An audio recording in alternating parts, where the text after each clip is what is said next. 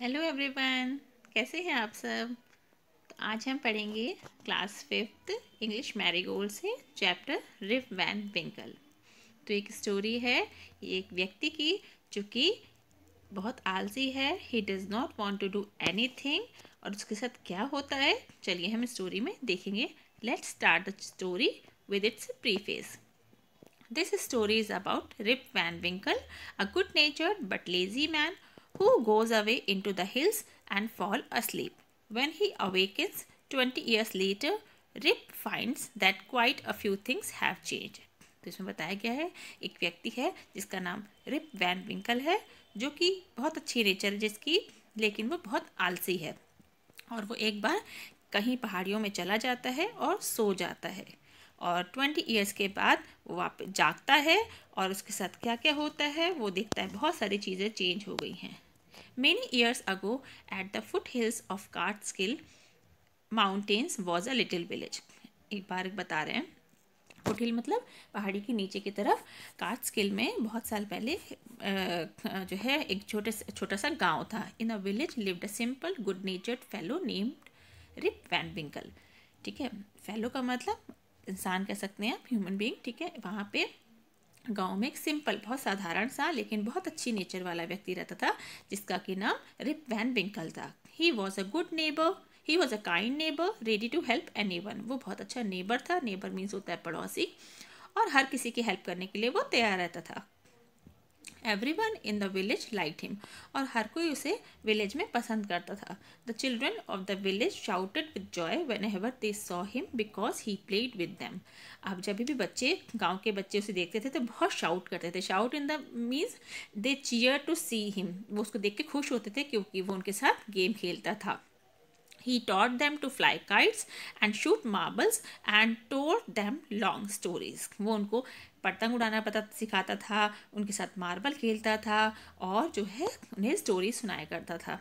The only problem with Rip was that he was very lazy. और उसके साथ problem क्या थी केवल, कि वो बहुत आलसी था। He did not do any work, he did no work on his own farm. अपने यहाँ तक कि अपने खेत पे भी कोई काम नहीं करना चाहता था वो। And just idled away his time, और अपना खाली समय बिताता रहता था बस ऐसी टाइम बैठ के कहीं। हिज फेंसेस वर फॉलिंग टू पीसेस। फेंसेस क्या होते हैं? फेंसेस वो होते हैं जो हम जो है अपने खेतों को प्रोटेक्ट करने के लिए चारों तरफ एक काइंड ऑफ बाड़ा टाइप का लगाते हैं, जाल बना देते हैं, उसे फेंसेस कहते हैं। ठीक है, वो भी टूट के गिरने को तैयार थी, मतलब कोई ध्यान नहीं दे रहा था। His cow was going ashtray. Ashtray का मतलब इधर उधर भटक रही थी, उसकी गाय भी इधर उधर भटक रही थी। ठीक है, weeds grew on his farm. Weeds मतलब जंगली पेड़ पौधे। ठीक है, पेड़ पौधे, जंगली पेड़ पौधे उसके फार्म में निकल आए थे। Rip's constant companion was his dog named Wolf. उसका एक कंपेनियन था, कंपेनियन मतलब साथी, जो कि डॉग था और इसका नाम वुल्फ था।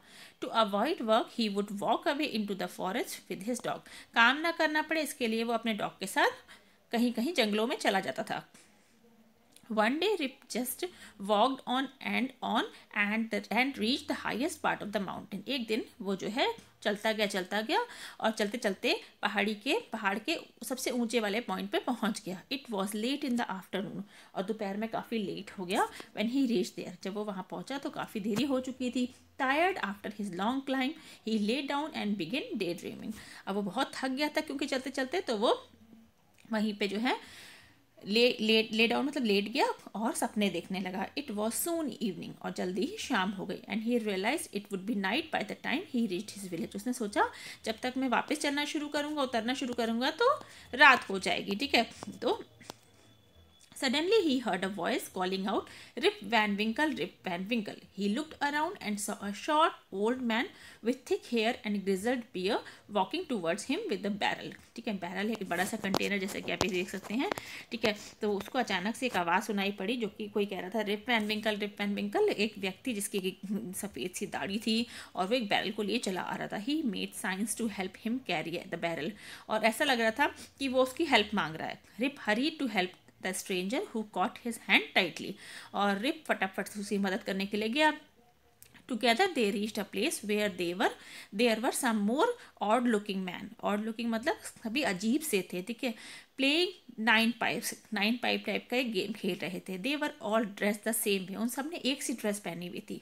And all of them had beards of various shapes and colours. और लेकिन सबकी दाढ़ियाँ जो है अलग अलग शेप की थी और अलग अलग कलर की थी.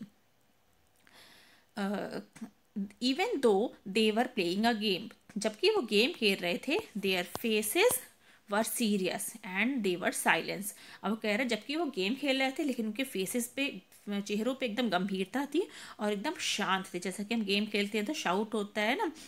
The only sound was the noise of balls. केवल बॉल फेंकने की आवाज़ आ रही थी. Which echoed in the mountain like thunder. और जो कि माउंटेन्स में थंडर मतलब एक तूफान की तरह गूंज रही थी. ठीक है.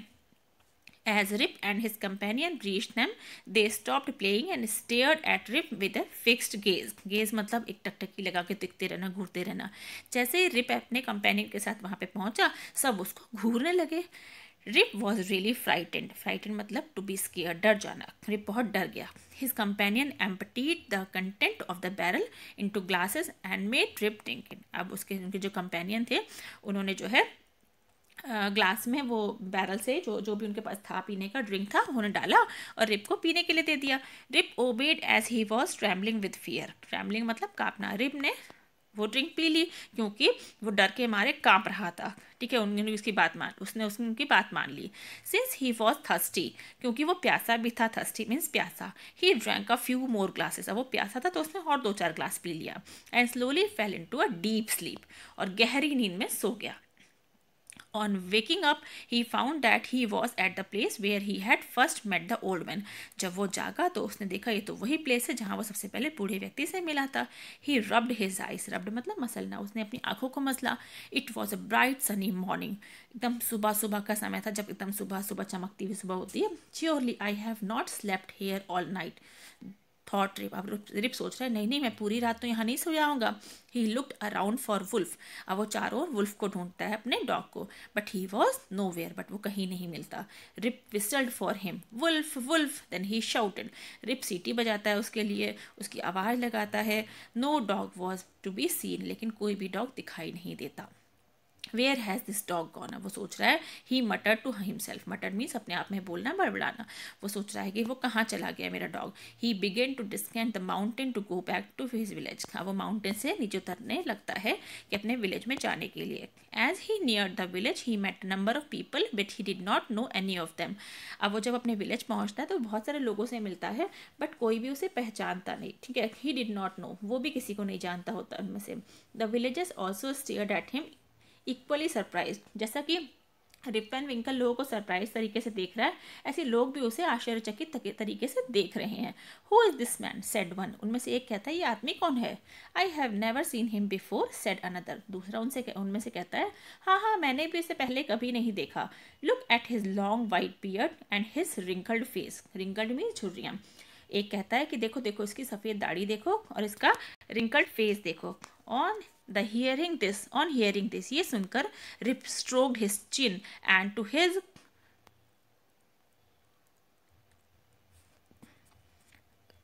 Rip stroked his chin and to his astonishment he found his beard had grown a foot long and it was all white. अब रिप जो है जब उसने सुनता है तो वो अपनी चिन पे हाथ लगाता है. करे अरे बहुत बड़ी दाढ़ी हो गई है, उसके पैरों तक आ रही है.